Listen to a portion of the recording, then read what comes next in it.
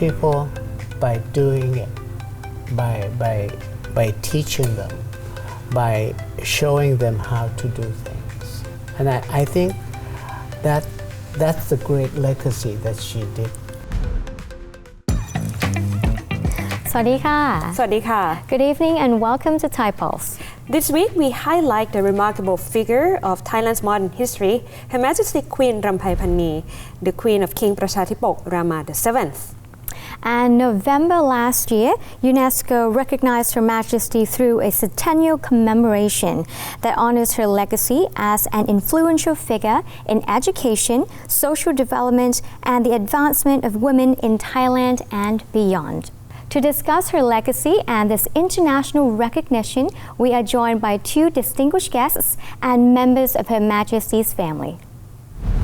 สวัสดีค่ะ สวัสดีค่ะ Thank you very much for joining us. So first of all, could you please introduce yourselves to our audience? I'm Emeritus Jisnuson Svasti I'm a nephew of Queen Rambhai, and I'm a scientist working in Thailand. Yes, thank you. And I'm Sirichalerm Svasti, and I'm a grandnephew of Queen Rambhai, and I'm a chef. Okay, so we have introduced ourselves. So first of all, my first question is, as a family, could you share some of your memories of Her Majesty? How has she influenced you as a person and also your education? Professor?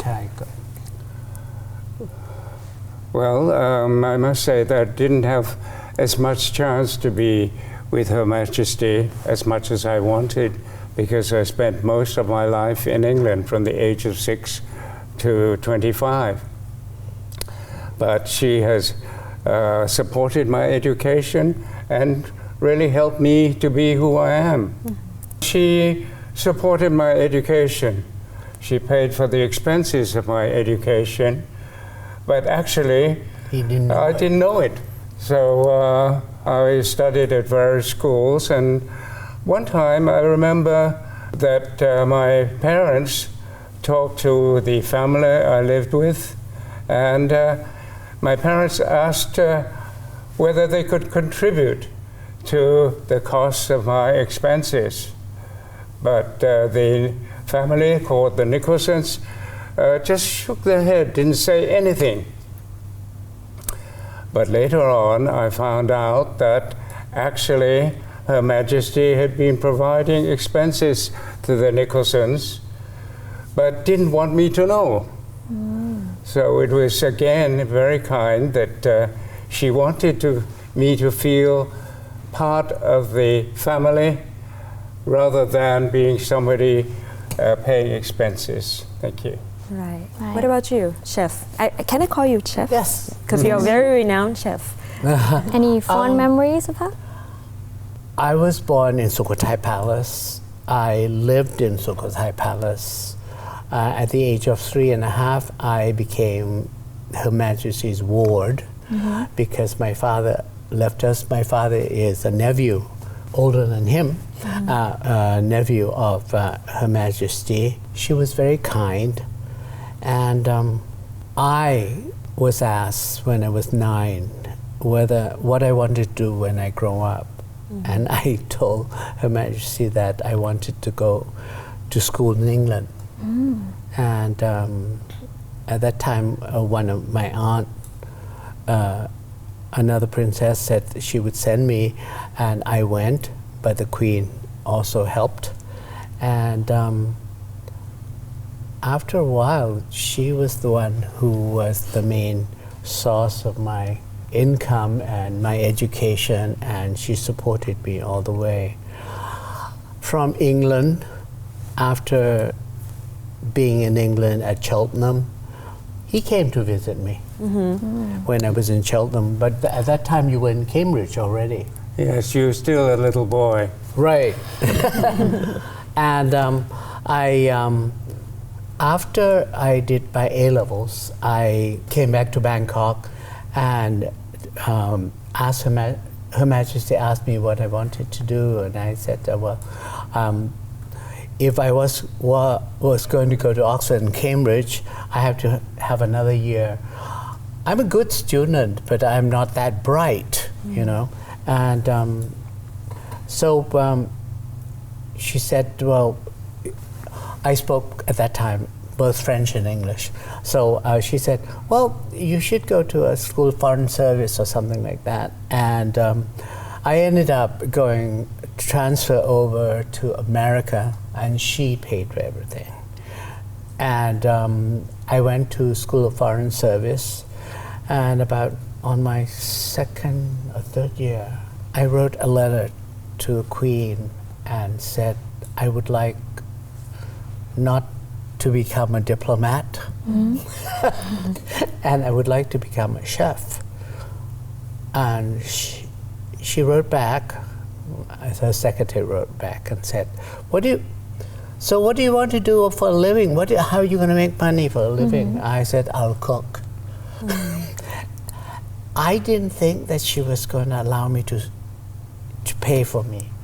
And to my surprise, she told me to fly up to New York and to see this gentleman, and he took me to the Culinary Institute of America, and he said, do you like this school? I said, hell yes, because it's the best in America, called the CAA. And that was the best time of my life. And afterwards, after graduation, I started a restaurant there, and I wrote a letter. I didn't come back. By that time, I wanted to live abroad, and I was a very naughty boy.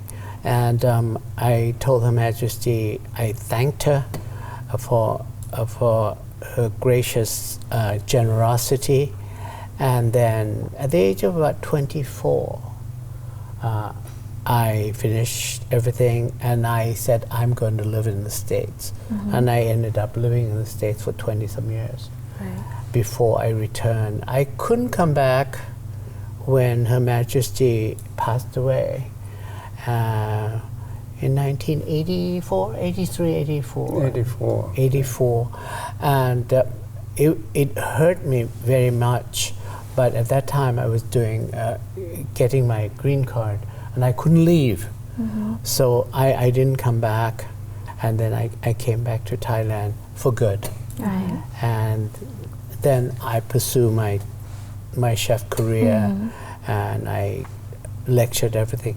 I mean, for me, I'm me because of her. I'm me because of her generosity. I was very close to Her Majesty. I saw how kind she was and how generous she was, and she could be very, very funny.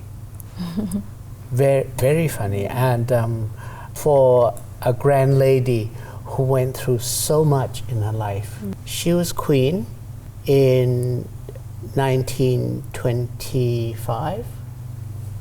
She married when she was 14, and then she was an absolute monarch, and she was the first queen that basically went everywhere with a king. That was the first time a Thai king went abroad and had his queen next to him. Before that, King Rama VI, Rama V, no queen. So the equality was right there. So then the change in government, the bloodless coup, the Thailand became a constitutional monarchy, and then the king went over to England, abdicated, and then they lived through the war there, and then His Majesty died during the war, and she went through what? Rationing, the Blitz, everything, and she lived like a normal person, not as a queen.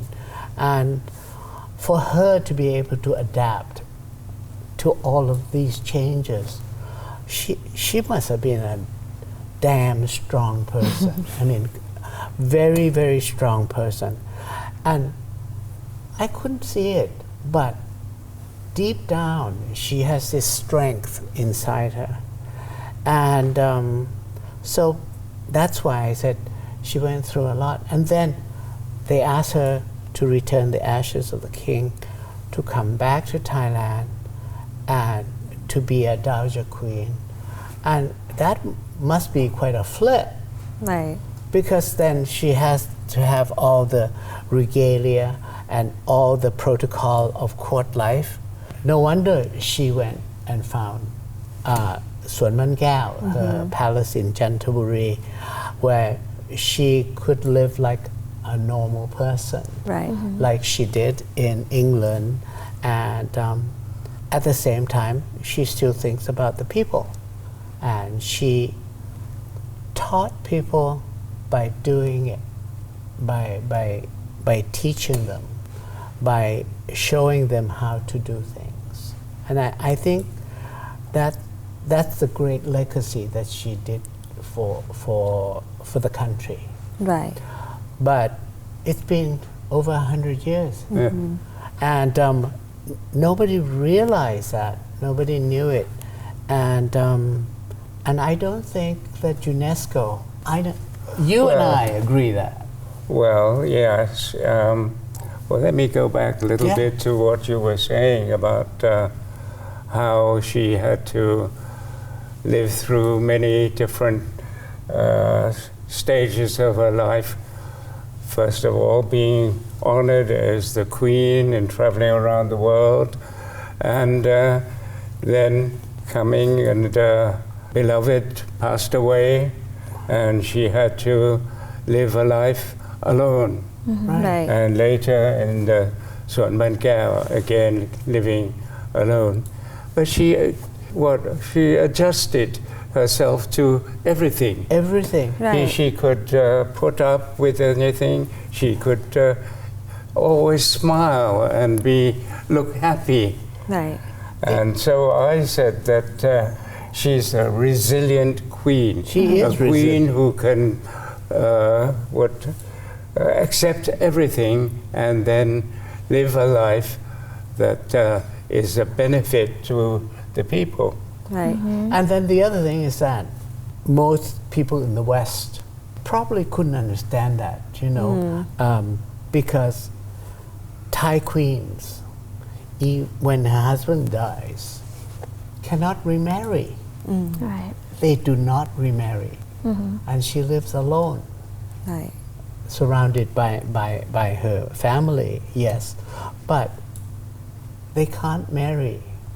She could have if she didn't return from England, but she still kept that dignity as Queen of Thailand, Right. and still came back and still alone.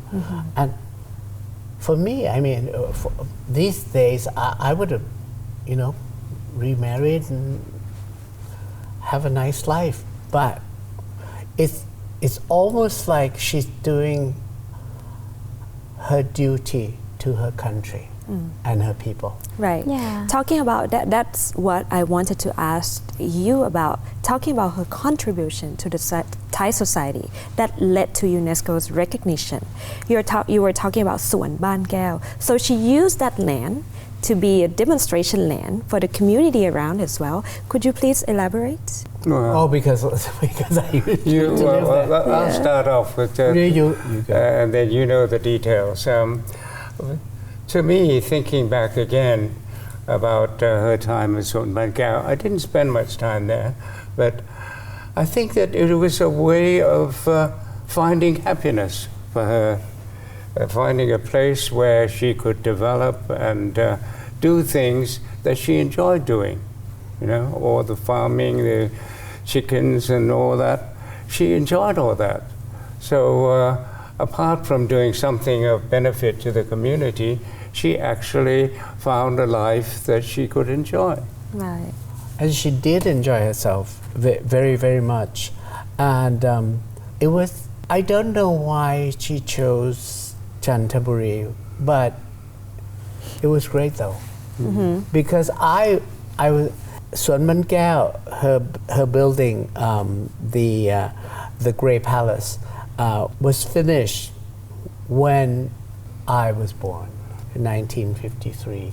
It was finished in 1952, I think, and my father told me I was made in Jantaburi, and I was like, oh God, Father, here we go again. Anyway, but I remember going there, and I was too young until I was about 6, 7, 8, until I was about 12 when she returned. I would go when school was out for 3 months, and I would live underneath her bedroom with my brother, and made a lot of noise, and the maid would come down and scold us. And she gave us 2 bicycles, and in those days there was no electricity, and that she had to do all the irrigation work and everything herself. She got her hands dirty, she drove tractors, and she loves flowers, she loves gardening, she raised chickens and ducks, and she did her orchards, and she grew all kinds of fruits. You know, we have OTOP now. She was the original OTOP. You mean the hand woven man? Yeah, Yes. People didn't know how to Jantabun. She was, and in those days, the reeds that were making, they used dyes that were not very bright. The colors were not bright. And one of her brothers was a professor of chemistry in Tan Bujan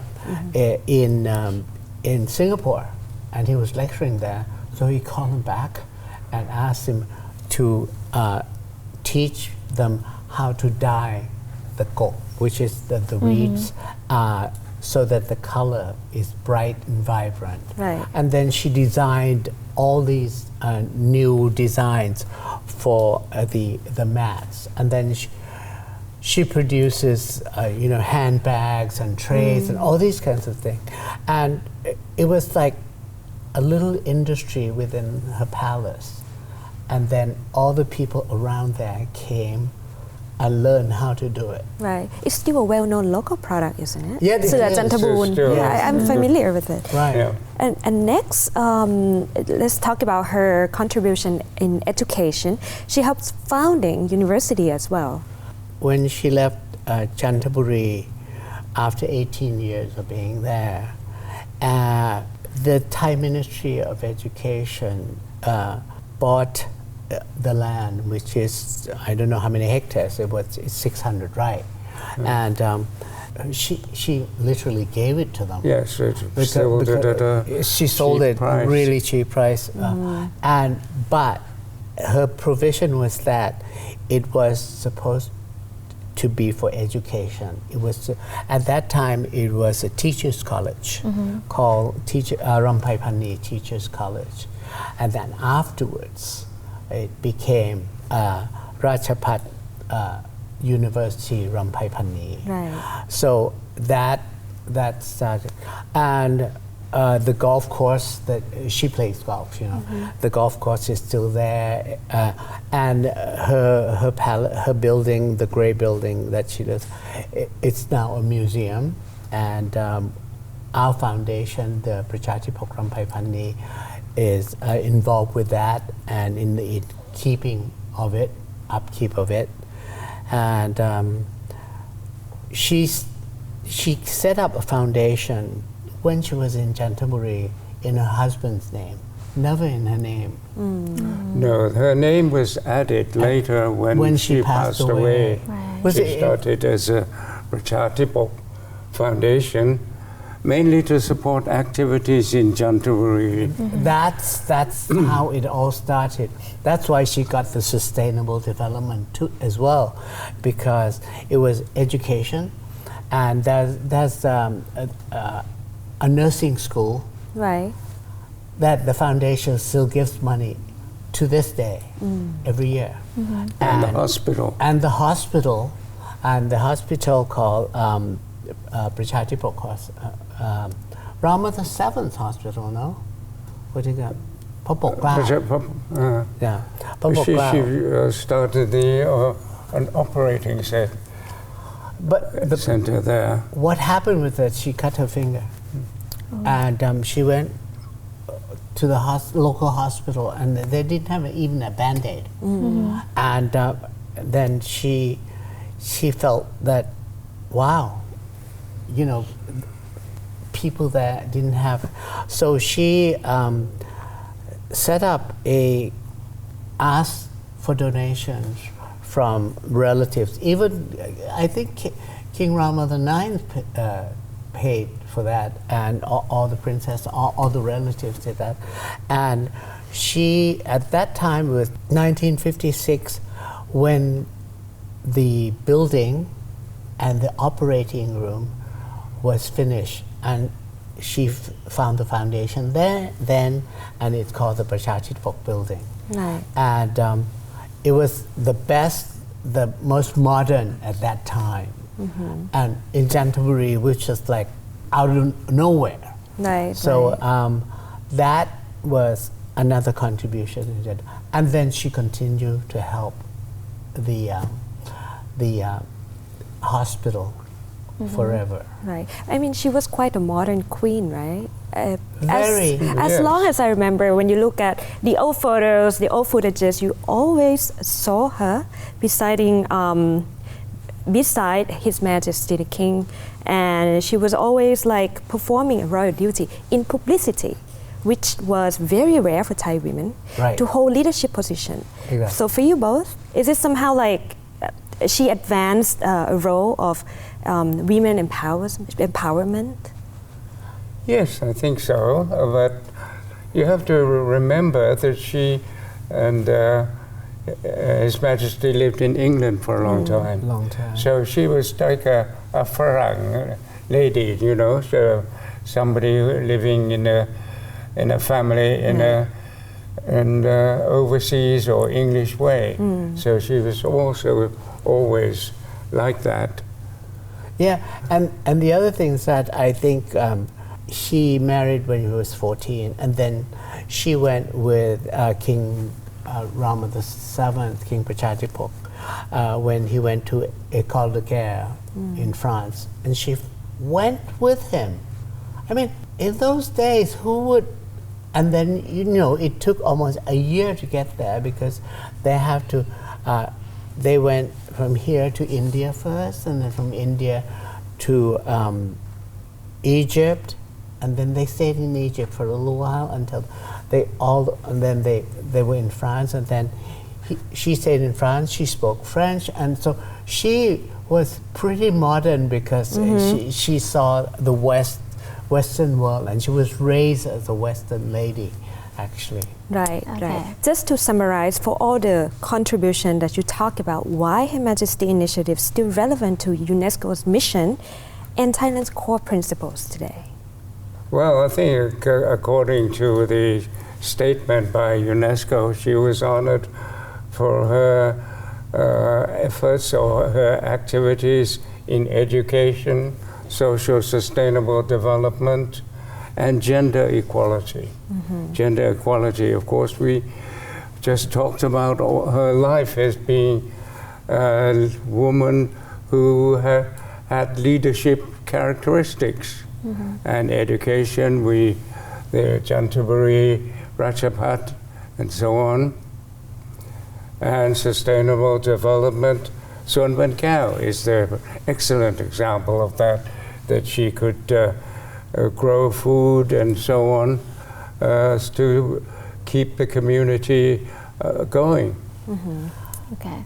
May I add that if Her Majesty was here today, she would be surprised, because I don't think she ever expected that she would be honored in this way, because she was doing it. She was doing what she wanted to do, and she was doing her duty. Queen Rambhai as an example for others of the present generation, that she lived her life into do things that benefit to the people. So that's another way that it's an example of a person who can live and do things to benefit other people rather than thinking of yourself. So in a way, I think her strength has passed on to many people around her, including the both of you especially. So my final question would be, with all of the support and accomplishments, how has these things influenced the younger generation in Thailand and beyond? Well, I think the first thing is that the younger generation should be made to know what she's done. And this recognition by UNESCO is a start. It's a start if the government and the public relations and the television and video and radio can let people know what she has done and how she has done so many things as a woman. That would encourage younger people to be able to do what they want to do. I think. The world has changed quite a bit, and with social media and everything else, we have a very short attention span, and I think with Her Majesty's emphasis on education, I think our government and kids these days should have a much deeper and a longer attention span and should study history. I think our curriculum hasn't done that much in terms of history. Only through history will you know who you are. All right.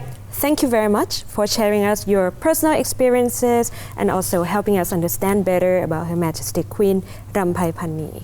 And that's all for our program this week. We'll see you again next weekend. สวัสดีค่ะ สวัส สวัส ดี ดีค ค่ะ รับ สวัสดีครับ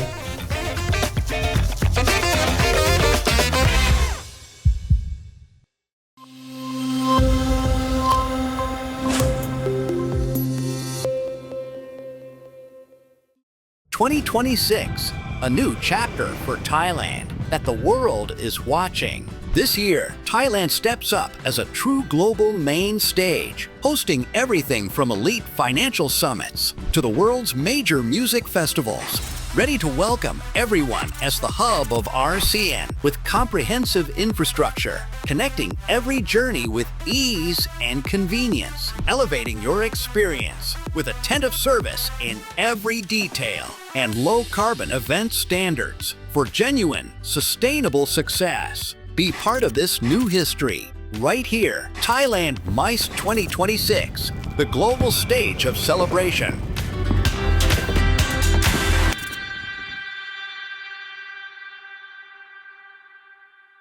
What if your next holiday didn't just recharge you, but rebuilt you? Welcome to Thailand 2026.